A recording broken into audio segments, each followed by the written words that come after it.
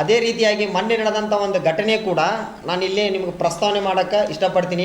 ಏನಪ್ಪ ಅಂತಂದ್ರೆ ರಾಜ್ಯದೊಳಗೆ ರಾಜ್ಯ ಸರ್ಕಾರ ಹಿಜಾಬದ ಬಗ್ಗೆ ಅನುಮತಿಯನ್ನು ಕೊಟ್ಟಾಗ ಇದೇ ಬಜರಂಗ ದಳ RSS ಮತ್ತು ಶ್ರೀರಾಮ ಸೇನೆ ಕಾರ್ಯಕರ್ತರು ಪ್ರಥಮ ದರ್ಜೆ ನವನಗರ ಕಾಲೇಜೊಳಗೆ ಹೋಗಿ ಶಾಲೆಗಳನ್ನು ವಿದ್ಯಾರ್ಥಿಗಳಿಗೆ ಹಾಕ್ತಾರೆ. ಅಲ್ಲಿ ಪೊಲೀಸ್ ಇಲಾಖೆ ಕೂಡ ಇದ್ದಾಗಲೂ ಕೂಡ ಅಲ್ಲಿ ಹೋಗಿ ಅವ್ರು ಶಾಲೆ ಹಂಚಿಕೆ ಮಾಡ್ತಾರೆ. ಅಂಥ ಎಲ್ಲ ಸಂಘಟನೆಗಳ ಜೊತೆಗೆ ಈ ಪ್ರಿನ್ಸಿಪಾಲ್ ಕೂಡ ಲಿಂಕ್ ಇದ್ದಾರೆ. ಯಾಕಪ್ಪ ಅಂತಂದ್ರೆ ಬಾಗಲಕೋಟದೊಳಗಿರುವಂತಹ ಇಲ್ಲಿ ಬಸವೇಶ್ವರ ಸಂಘದೊಳಗೆ ಹಲವಾರು ಆರ್ಟ್ಸ್ ಕಾಲೇಜ್ ಇದೆ, ಸೈನ್ಸ್ ಕಾಲೇಜ್ ಇದೆ, ಕಾಮರ್ಸ್ ಕಾಲೇಜ್ ಇದೆ.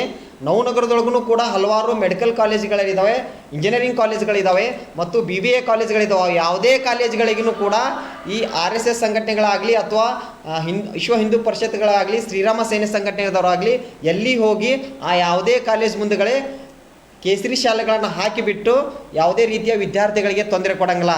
ಆದರೆ ಡಿಗ್ರಿ ಕಾಲೇಜ್ ಗೌರ್ಮೆಂಟ್ ಕಾಲೇಜ್ಗೆ ಹೋಗಿ ಅವರು ಅಲ್ಲಿ ವಿದ್ಯಾರ್ಥಿಗಳಿಗೆ ಕೇಸರಿ ಶಾಲೆ ಹಾಕೋದ್ರ ಮುಖಾಂತರ ಭಯದ ವಾತಾವರಣ ಸೃಷ್ಟಿ ಮಾಡಿಬಿಟ್ಟು, ಯಾಕಪ್ಪ ಅಂತಂದರೆ ಅಲ್ಲಿ ವಿದ್ಯಾರ್ಥಿಗಳು ಗೌರ್ಮೆಂಟ್ ಕಾಲೇಜ್ದಾಗ ಯಾರು ಕಲಿತಾರಪ್ಪ ಅಂತಂದ್ರೆ SC ST OBC ಧಾರ್ಮಿಕ ಅಲ್ಪಸಂಖ್ಯಾತರು ಮತ್ತು ಶೋಷಿತಕ್ಕೆ ಒಳಗಾದವರು, ಆರ್ಥಿಕವಾಗಿ ಯಾರು ಪ್ರಬಲರು ಇರಂಗಿಲ್ಲಲ್ಲ ಅವ್ರು ಹೋಗಿ ಗೌರ್ಮೆಂಟ್ ಕಾಲೇಜ್ ಒಳಗೆ ವಿದ್ಯಾರ್ಥಿಗಳು ಪ್ರವೇಶ ಪಡ್ಕೊತಾರ.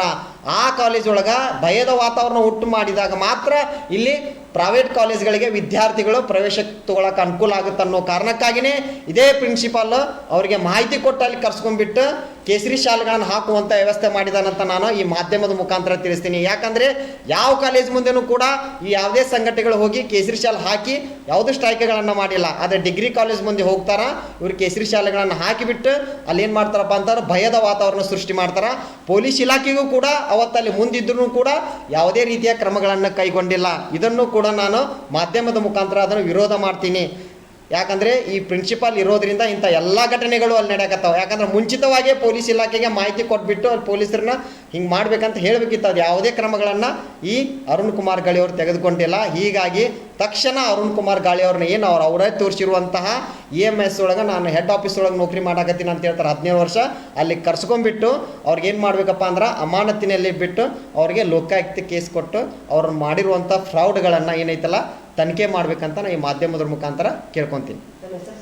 ಅರುಣ್ ಗರ್ಸಂಗಿ.